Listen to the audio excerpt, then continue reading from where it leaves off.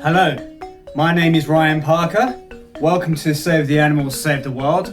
Today I'm going to be talking to you about the amazing, the beautiful, the majestic cheetah.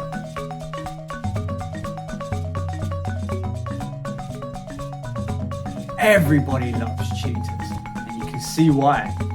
Now, most people think cheetahs are big cats because they are often shown in documentaries in Africa with lions and leopards, which are big cats. But cheetahs are not part of the big cat genus. Cheetahs are actually more closely related to all the other small cats, such as the Pallas cat, the fishing cat, the lynx, the domestic cat. Cheetahs actually evolved from the puma lineage in North America, and cheetahs, as they evolved, moved through Asia, spreading through India, the Middle East, and down through to Africa, all the way down to South Africa. Now, cheetahs are often portrayed as just being in Africa, but they can be found in Asia as well. A wild population does live in Iran, and cheetahs have recently just been released back into India. Now, cheetahs are listed as vulnerable, and I will tell you why and what you can do to help them in the future. But a few amazing facts about cheetahs. As most people know, they're the fastest land animal on Earth, reaching speeds of almost 70 miles an hour. And the reason they reach these speeds is because they chase after fast animals such as Thompson's gazelles, impala, hares. Now, they don't always reach these speeds, but they can reach that speed, and they have a light frame for this speed. A long tail that acts like a rudder, and when you see a cheetah run and chase after its prey, you see the tail as a long bit of balance like that. And the cheetah actually spends most of its time in the air when they chase. But it's not all chase. The cheetah's beautifully got a colour, and with those black spots, and it helps it blend into its environment. Now, how the cheetah will hunt, it will perch itself up on a high rock or a sand dune, and it will look over its area at the prey. And cheetahs, unlike other cats which usually hunt during dusk and dawn and the night time, cheetahs are more daytime hunters. So what they'll do is they'll find their prey, and they will stalk their prey as well, like most other cats, and they'll creep up very slowly. And when they're with enough distance, they will lay chase after their prey. Now, to help with the run, like I said, they have a long tail to help for balance and when they move direction. But cheetahs are one of the only cats with semi-retractable claws, the same as dogs. Where other cats can retract their claws in and out, cheetahs have semi-retractable claws, which is used for traction when on the ground, but also when it's chasing the prey, the cheetah will trip up the prey behind the hind legs. It will give it a swipe, and it has the claws there as well. And then what the cheetah will do, it will jump on the prey, and it will suffocate with a bite to the back of the neck and suffocate its prey to death. Now, because the cheetahs do reach these fast speeds, with their light frame, they can overheat, they come from hot areas. So the cheetah won't often eat its food for maybe 10 minutes to an hour to let its body cool down. But the cheetah is still amazingly adapted for these hot, exotic areas with lots of sunshine. Cheetahs actually have a natural pair of sunglasses. So when you look at a cheetah's face, they've got these beautiful black eye teardrops. Now, it's theorized these are used to steer away the sun as natural sunglasses, the same way as American footballers will use them like that. Cheetahs is for the same as well. Now, being light framed and built for speed, cheetahs aren't very strong, and they face a lot of competition from most other predators and scavengers.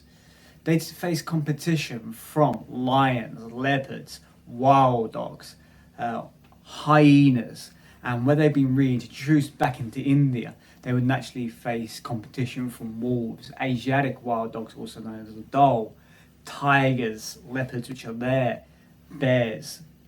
So and they don't fight. They will give up their prey very easily. I've seen it myself. I've seen a cheetah and her cub being chased away by a hyena. So, like I said, they're built for speed, and they run at these fast speeds where they overheat. So sometimes the cheetah doesn't even get a chance to finish its prey. The cheetah's prey, majority of the time, they will actually lose it to other predators and scavengers. Even jackals and vultures, which are scavengers, can overwhelm a cheetah and chase it away from its prey. And even still, when a cheetah has managed to eat its food, they still face a lot of threats from other predators. Lions and hyenas and leopards will seek out cheetahs. They will kill them because they are competition for food. And they will kill cheetah cubs. When the mother goes off hunting, she will leave the cubs hidden and she'll go off hunting. Now, she'll try and hide them like most other predators will. She'll try and hide them, but there is a theorized way the cubs can scare away predators. And we don't know if this exactly works, but young cheetah cubs have this beautiful white mohawk, a Mr. T mohawk, going all the way down the spine of his body. Now, it's theorized it's to make it look like the ratel, the honey badger. And the honey badger is the most badass, strongest animal on the African savannah. They are easily the scariest animal for most other predators. Lions will think twice before taking on the honey badger. Leopards will think twice before taking on the honey badger. Snakes bite the honey badger, venomous snakes, and the honey badger still gets up. So a lot of animals in the animal kingdom will often mimic other more dangerous animals to scare away predators. So this could be the reason for the mohawk.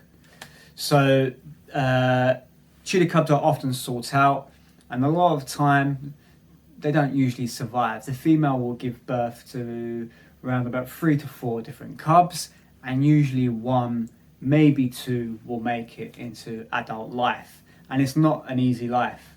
Now, the females are usually solitary. They either meet males for mating, and they don't see them again, and they raise their cubs. And that's all the female does, is bringing up the next generation of cheetahs, where males will often have a coalition together.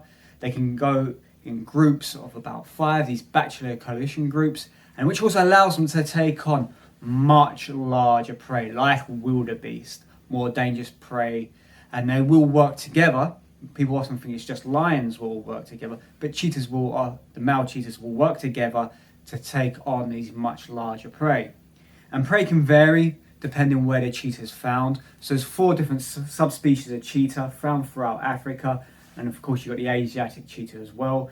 Prey can be warthogs, wildebeest, impala, zebra, various different species of gazelle and deer.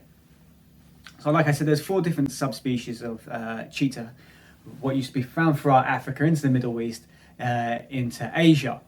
But due to overhunting, a lot of these populations have been declined and eradicated. The Asiatic cheetah, up until recently and still, is only being found in Iran, a small breeding population there. There was talks about taking that population and bringing it into India, but for whatever political reasons there are, that never happened. And cheetahs have been extinct in India for about 70 years. So under the British occupation in India, all predators, just the same as in Africa, were fair game for big game hunters. So tigers, lions, leopards were all have been hunted, and the lion population was almost eradicated, and the cheetah population was decimated. They were no longer found in India at all. And then India has been breeding lions back, the Asiatic lion, and tigers back, leopard populations, and the Indian government have set up to bring cheetahs from Africa and release them into the wild. And as of late 2022, cheetahs were released for the first time back into the wilds of India. Unfortunately, some of those animals, they did die. It is the wild, these things can happen, and I really hope, really hope that the remaining cheetahs and other cheetahs which will all be released back into India will survive and start a healthy breeding population. And there's even talk of Nepal, which is on the border of India, taking cheetahs as well. Now, it hasn't been proven that cheetahs were found in Nepal, but on the border of Nepal and India, the habitat is the same on either side. So it's quite possible, animals don't see borders like us, so it's quite possible that cheetahs did live in southern Nepal as well. So if Nepal can do that, then hopefully other countries of the cheetah's previous range will do the same in Pakistan, Afghanistan, Iran, Iraq, Saudi Arabia, Dubai, all these different places where the cheetah used to roam, and for Africa as well. Even though you do see them a lot on African documentaries, out in the savannah or in the Serengeti or South Africa or Namibia, their populations are extremely fragmented. And this is a bad thing. Cheetah populations are so fragmented, their gene pool is very infected. There's been a lot of inbreeding within these gene pools. And what that means is these cheetahs are more susceptible to diseases. They're often much weaker. And with smaller fragmented populations, they come under threat of more ecological and climate issues as well, from severe droughts. And with climate change at the moment making things worse, and I know there's a lot of debate from people who don't believe it's not real. I work with people in Africa who are struggling, where farmers are struggling to feed their livestock. Now, what does this mean? Why do farmers struggling to feed their livestock matter? Well, when you have extreme droughts and you don't have enough vegetation, those farmers are then forced to go into these national parks, take their livestock even further, which is competition for animals like zebras and gazelles, which are prey and food for the carnivores. So those herbivores are pushed out, and of course, with the climate change and extreme weather, those herbivores as well themselves are starving alongside the carnivores. But with these farmers who are taking their livestock into these areas, that's bringing them under conflict and threat of predators, not just cheetahs, but all predators. So quite often, animals are being poisoned.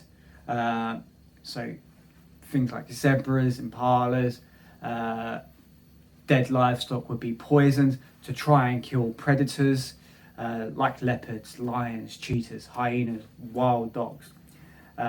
Poachers who are also looking to take animals for fur, for bones, for skin, whatever reason as well, set up snares in parks as well and outside of parks, and any animal what walks into a snare, it will get trapped and go around the animal's body. And as the animal pulls, it gets tighter and tighter, and that is a extremely excruciating, painful death. And that's for any animal. So it might be set up for a zebra or an elephant, but regardless if you're a lion, leopard, hyena, cheetah, you are going to get caught. So cheetahs are facing a battle from all ends, from the climate. They're facing battles from the native farmers, and you can't blame those farmers. When your life depends on your livestock, when your livestock is to feed your family, when you have to sell meat, milk, feed your family, feed your children, you're going to break those rules. You're going to go into those national parks because you've got no other option. We can't have a go at those people. They should have some compensation there. But of course, climate change is getting worse and worse, and it's pushing human and wildlife conflict even further. So the cheetahs are also being shot at as well by the local farmers, by the townspeople. They're facing problems from poachers, habitat destruction as towns and cities and infrastructure builds is pushing more and more pressure onto wildlife and onto cheetahs as well, where those populations are becoming more and more fragmented, and it affects the gene pool. But there are things which can be done. Like we said, we've seen the example of cheetahs being released back into the wild of India, and there's been rewilding populations in Africa as well. So what can be done? First of all, education and awareness. So we can teach those local people how to live alongside cheetahs. So, and that also will work for other predators and help other predator conservation. We can teach them the benefit of having predators in their local ecosystem, and how it will help with their livestock and the ground as well. So some of the things will be teaching the local people about bomas or kraals from South Africa, which is a safe pen what goes around the livestock where goats or cattle or sheep are stored at night. So if you keep that safe and secure where the predator can't see into that boma, it's more likely to deter them away. Dogs are a major way of deterring away predators. Just barking from dogs can scare away predators. So that's one great way, and it works as well. That it has been working in African countries to scare away cheetahs.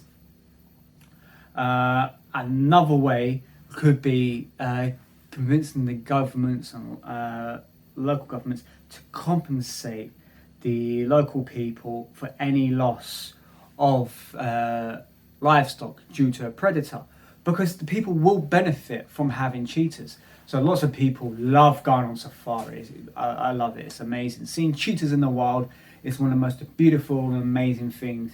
And it's one of the greatest memories I've ever had. And people going on safari really benefits the local wildlife, and it benefits the people, because people fly out to wherever this place is, whether it's in Tanzania, Kenya, Namibia, South Africa. People go on this safari, so then you need lodges and hotels. But it's not just the lodges and hotels and safari guides, but it's also chefs and waiters and your maintenance people, check-in staff at airports, pharmacists, your taxi drivers or Uber drivers, whoever, restaurants, entertainers, musicians, everything from an infrastructure of a town, plumbers, electricians. Then you need shop assistants, lorry drivers, and then you need your school teachers, and then you got to have people teaching people how to drive, and mechanics. And this whole infrastructure is created from people wanting to come to see cheetahs in the wild and other predators in the wild. So that's helping the local people. And then it helps the local government as well. So if the local government is prepared to pay the farmers for any loss of livestock and compensate them, they're going to get a lot more in return, rather than one cheetah being shot. And yeah, sad that the livestock and that person has to go through that, but it can make such a big difference. And then when you do have these people wanting to come in to see cheetahs, people are less likely to turn to poaching and setting up snares, because they know the benefits of having cheetahs alive in the wild. And then when you're having people who are there to save the cheetahs, then you have your anti-poaching patrol teams what do patrol. Hopefully it gets to a point where we don't need these anti-poaching patrol teams, but for the foreseeable future we do. But then that gives them jobs to go along and clear away the snares and traps and take down poachers as well. Poachers are very dangerous people, and they will shoot at anyone. So this whole infrastructure is set up just when people want to see cheetahs. And then other areas around Africa will see this as well, and hopefully set up their safaris and secure and strengthen cheetah populations there as well. And then when you do that, and you have a cheetah population here and a cheetah population there, and you have nothing in between, you can have animal corridors where it lets those cheetahs from here and here mix and strengthen their genetics. And another great way as well is rewilding. So cheetahs are extremely popular in zoos, and breeding programs are very popular because the gene pool has been so badly affected. It takes a lot of work from zoos working together with breeding programs around the world where cheetahs from this zoo and this zoo can breed and strengthen that population.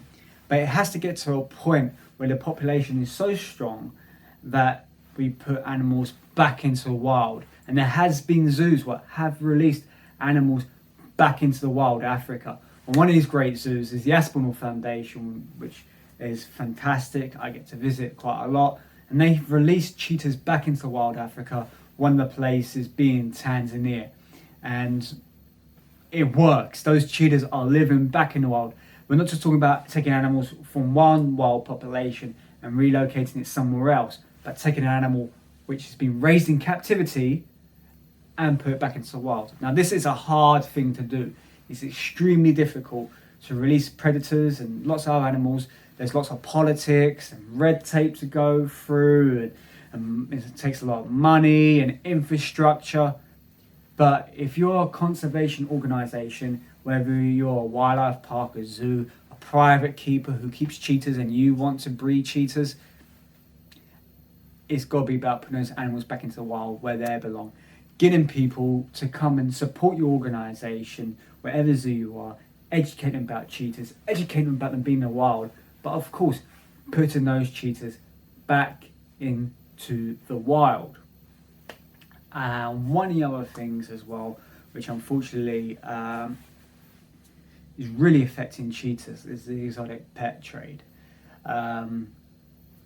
Exotic pets are all around the world, from lions, crocodiles, owls, hyenas, but cheetahs have been famously kept as pets for thousands of years.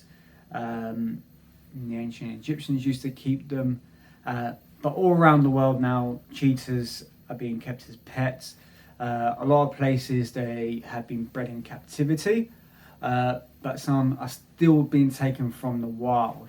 If you go out to the Middle East, a lot of sheikhs at the moment are taking cheetahs and other predators from the wild to have photos of them on social media alongside their supercars. When I say supercars, I'm not allowed to say the name because because of copyright, and I can't say the countries because I can get shot. But a lot of they're taking them from the wild, the sheikhs, and posing for pictures on Instagram, getting thousands and thousands of likes. So they're having bears, lions, tigers, and cheetahs. Obviously, the guys who are doing that, they don't feel great about themselves. They're feeling very, very small, suffering from LDS, and it makes them feel good, being super, super rich to have a cheetah next to your supercar. Now, a lot of these people have diplomatic immunity and they can get through with things like this. But how can you, at home, stop that? Don't like those pictures. Don't share those pictures. Don't comment, oh wow, it's amazing, you're so cool. Ignore those people. They're doing it for their attention, because it makes them feel good.